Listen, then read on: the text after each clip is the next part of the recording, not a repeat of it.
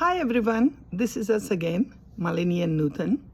And if you're looking at our backdrop, it's not a screen, it is a real place. We are in Sedona on a 4-day vacation, as Malini and I do it a couple of times a year. So today, Malini, I wanted to talk about travel after a certain age, especially travel after 65. And the pros and cons of it. Everybody thinks that traveling is great, and which it is. It helps keep you agile. You learn about new cultures. You get energized. Your outlook improves, and all sorts of things. But there are also a lot of downsides of it, and I'll talk them a little bit later. But I want to talk to Malini about when she plans a trip, what are the things she keeps in mind to keep these trips also as rejuvenating and rewarding as possible. So Malini. Okay, so Nuthan and I, even though we have been friends for almost 45 years, we've only started actually taking vacation trips, I would say, for the last 2 years. We have gone on work trips. We have gone to conferences and maybe added something. But vacation trips just purely for fun, we've only started doing it actually from August of 2023. Our first trip happened to be an international trip. We went to London. And then after that, every year we've tried to do 1 or 2 smaller trips, which have been roughly 4 nights. We went to New York, Quebec City, now we're in Sedona. We've got something else planned for next year. One of the advantages of doing a trip with small group of people, okay? So we travel as a foursome. It also helps that our husbands like each other. So Nuthan and I can spend some time. So that is one of the things that when you travel in a smaller group, which I do advise, it is nice to travel with people who have similar interests and similar ways of having a vacation planned. We tend to do the bigger planning together, like where are we going? We'll throw out different places.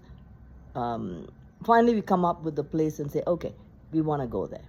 Then the next thing would be, where would we stay? And here again, it really does help when the other couple you're going with likes the kind of places you do. Because at the end of it, we don't do a whole lot of things that when we go, so the place you stay has to be nice. Once we decide on that, then we kind of look at how are we planning the time. And here again, I have to say that it really has to be a blend of having enough time to just relax. We are none of us too fond, especially like say Nuthan said, whether it's after 65 or whatever. I mean, having too much of a jam-packed vacation.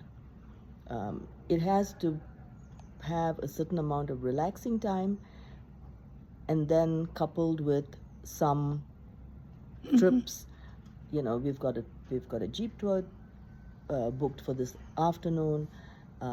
We're going to be doing, this is a resort, so there are some very nice activities that we'll be doing tomorrow, but that also gives us some individual time to do things that each of us might be interested in.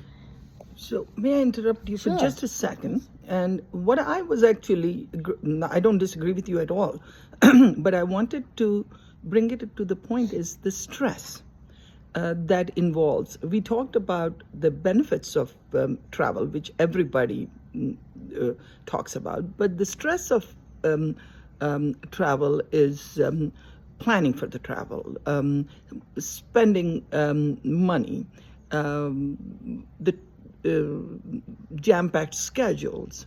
Then when particularly you're older, then adding to ensure that you have all enough medications, you have enough resources where you're going. All of those things are extremely, extremely stressful, especially somebody like me. And when I say I don't like travel, I don't like the uncertainties that are involved in travel. And I don't like to come back from vacation and get tired. So what I like about Malini's planning, and which I think everybody should plan like that after 65 particularly, because our bodies are changing. No matter how fit you think you are, this is an old car. So you need to keep that in mind. And so what Malini has done is like keep the schedule to minimum, plan ahead, take care of little things that actually reduce stress are extremely important. And one thing that she does, which I like very much, is not only she plans ahead, she also calls the hotel ahead of time to make sure that everything is set in stone. Now, this is a vacation that is self-planned. There's another option that we can do is have a tour. So you just took a tour. Yeah, I mean, we are. Before we go, I mean, we'll come to the tours that are with groups. But when you're doing it on your own, and at our age, I will tell you there really is a comfort in going with another couple. It does take a lot of the stress out. Last year we did one on our own, and there were some cars with issues with cars and flat tires, etc. And dealing with those things on your own is a lot more stressful than when you go with another couple. We did have a time on one of our previous visits, one of us fell. But that was an easy trip though. Even though it was such a big event, yeah, we managed it well. But that also really did help that we had Each somebody other. else, and somebody else could drive. I mean, it really, like when she's talking about stress, that is one of the things that I really feel decreases stress, is to go with another couple. At least you know that you have somebody to help out.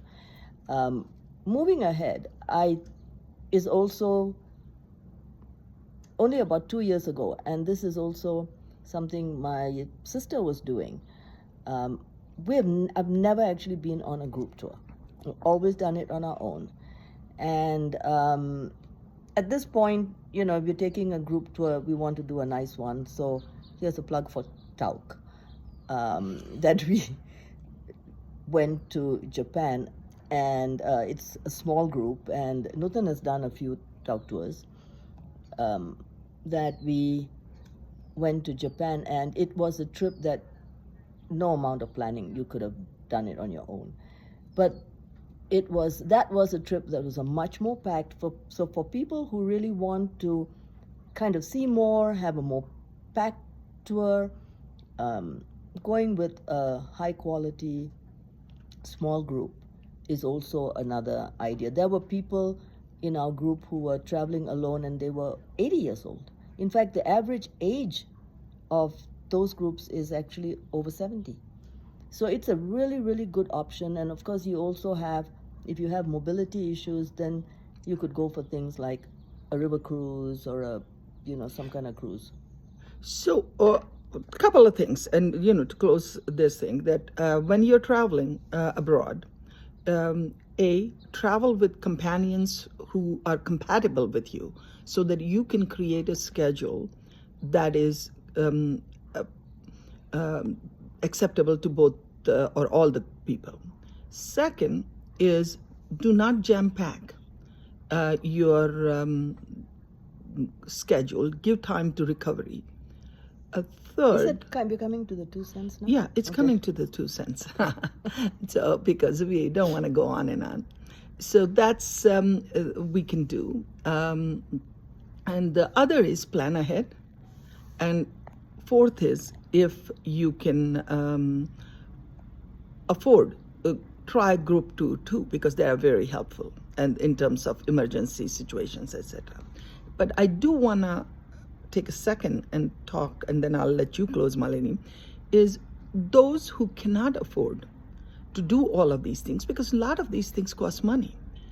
The benefit, the mental and physical benefit that you get from traveling, you can also get from traveling close by. So 1 hour, 2 hour, 3 hour road trip, and staying. You don't have to stay in a fancy place. Stay in a nice bed and breakfast, and or stay in a motel if that's Or even what an your budget. Airbnb or Whatever you know. can afford. But all the benefits that you get from traveling abroad, except probably learning about new culture, you can get by traveling close by as well. Right. So go ahead. So really, I mean, I think when we're coming down to our 2 cents, and like you said, we're focusing on traveling when you are older, is I think the 2 most important thing is traveling with somebody else, and traveling with people who do have fairly similar interests, so you can then plan ahead and have a schedule that has enough downtime but also has enough new things and activities that everybody can enjoy. Okay, thank you. Bye-bye from Sedona.